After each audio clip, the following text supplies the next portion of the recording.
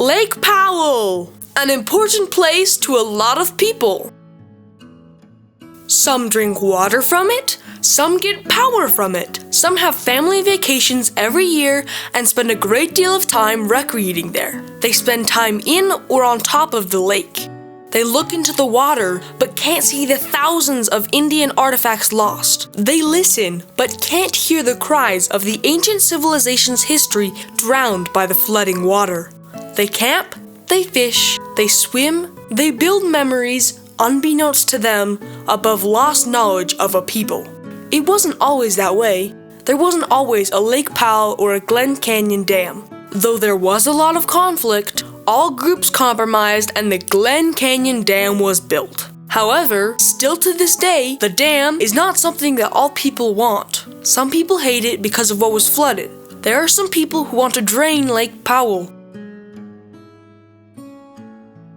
In the 1960s, Western America was trying to expand and grow. There was a need for water for the growing population, and the people couldn't agree on how and where to capture it. The 1963 construction of the Glen Canyon Dam provided a much-needed source of water and hydroelectricity. But before it was built, and even after, there were serious disagreements. The capitalists wanted to monopolize the river, but the conservationists wanted to leave it wild. The building of the dam furthered westward expansion progress and prevented other conflicts surrounding the Colorado River Storage Act.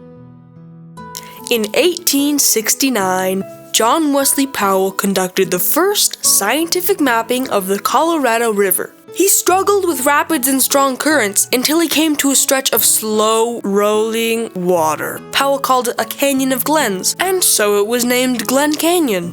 A long time later, in 1922, the Colorado River Compact was signed. This split the Colorado River evenly between the upper and lower basin states. Once the water was divided, they needed a way to store it. In 1950, Congress proposed the Colorado River Storage Act. This was proposed to ensure an annual flow of at least 7,500,000 acre-feet of water to be delivered to the lower basin states. Since the annual flow of the river at the established point of division between the upper and lower states was severely inconstant, a study was undertaken to determine where to put a series of dams on the river to keep the flow constant. Among the proposed projects was a dam to be constructed on the Green River in Echo Park, which is Dinosaur National Monument in Utah. The Sierra Club, a non-profit conservationist group, made a push to stop the Echo Park Dam in Dinosaur National Monument. They started making and publishing films to show the natural beauty of the park. This started a public outcry. The people in the East thought it was terrible to flood a national monument because they had no idea how bad the water storage was needed. Congressmen soon started to pull their support of the storage project as the national public protested the idea of a dam in a national park. So the Bureau of Reclamation decided to walk away from the Echo Park Dam as Congress officially passed the Colorado River Storage Act, which does not allow a national park to be dammed up. David Brower, the director of the Sierra Club, told supporters of their cause to stay silent against the Glen Canyon Dam after their victory in Dinosaur National Monument. And I came up with the brilliant idea that the Glen Canyon Dam, which was already being proposed, should be built something like 35 feet higher, whereupon it would hold all the water Echo Park was going to hold.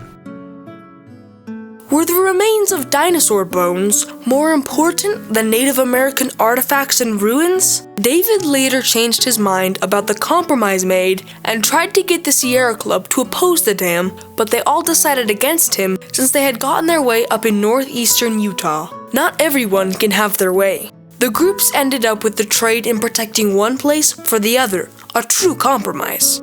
Later, on October 15, 1956, President Dwight D. Eisenhower started the Glen Canyon Dam building by pushing a button that sent 500 tons of earth into the air. The construction had begun. First, they had to build the bridge. It was 1,271 feet long and 700 feet high. Then, they hired teams from the Museum of Northern Arizona and from the University of Utah to embark on a very ambitious task. Every time the government builds a dam, there are laws that say they have to salvage and recover historic items and artifacts there. It was no different then. In order to collect these items, they hired teams of young men to go into the canyon on rafts, pack mules, and horses. They were all part of the biggest archaeological project in the country up to that time. The director of the University of Utah's cruise had insisted on morphine and death certificates as part of the standard field kits for his team, as they could be potentially in very dangerous situations. The cruise located hundreds of ancient sites. The students that were a part of this project would be the first and last people to set foot in those sites for 600 years. Those places would soon be underwater as construction of the dam was happening during the salvage project. They were racing against time to save all of the history and artifacts as the rising water threatened to submerge them. The first bucket of concrete for the dam was dumped on June 17, 1960, and the last one on September 13, 1963. A few years later, after the generators and turbines were installed, the dam was dedicated by First Lady Lady Bird Johnson on September 22, 1966. Finally, in 1980, Lake Powell was at last filled to capacity. 24.5 million acre-feet of life-sustaining water. Sometime after, founding members of a conservation group called Earth First unraveled a 300-foot black banner that looked like a crack down the side of the dam. During that day in 1981, a conservationist by the name of Edward Abbey said, "Surely no man-made structure in modern American history has been hated so much by so many for so long with such good reason as Glen Canyon Dam." In the year of 1992, the Glen Canyon Recreation Area hit a record of 3.5 million visitors. After the next 6 years of drought, the lake was 67% empty and some historic sites emerged. The efforts of conservation groups then doubled to drain the lake, as people began to see sites that had been lost to the lake. Also that year, the dam spit out cement, steel, and sandstone during a controlled flood, which helped support the conservationist point the man-made structure was harming the environment. These people were not involved in the initial compromise, and they didn't feel like they had to respect the dam's existence.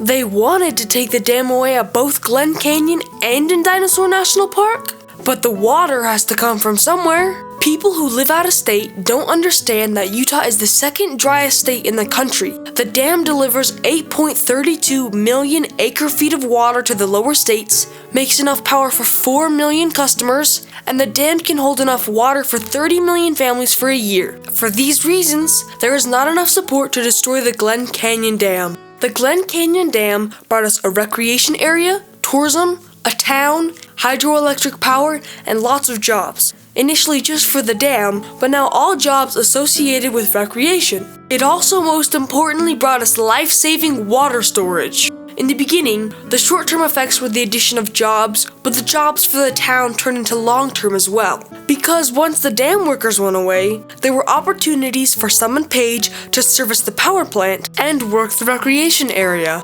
Once the recreation area got bigger, more jobs were created as tourists came to see it. The river changed immediately as the water was being held by the dam. It was later changed again by controlled floods to help the ecology and bring water to those downstream. Now, unused water can be stored for later consumption by the western states. Flooding the area cut off certain geographical places such as Indian archaeology sites and natural formations, but we have gained a much greater exposure to the land since people can now get on boats and visit more of the area. Before, not as many people would get on rafts or hike out to see it. Now millions of people can get to the area more easily. The dam brought extra power to the region soon after construction and now produces environmentally clean power without burning fossil fuels. Do the benefits outweigh the sacrifices? The conflict to save a national park was resolved by giving up a piece of nature that may have become a national park, a decision that we must live with forever. There are people who are critical of the dam because of what we lost to the flooding water, but there are others who believe we gained more than we lost. There are still efforts today to drain the dam, but for now, Lake Powell lives on.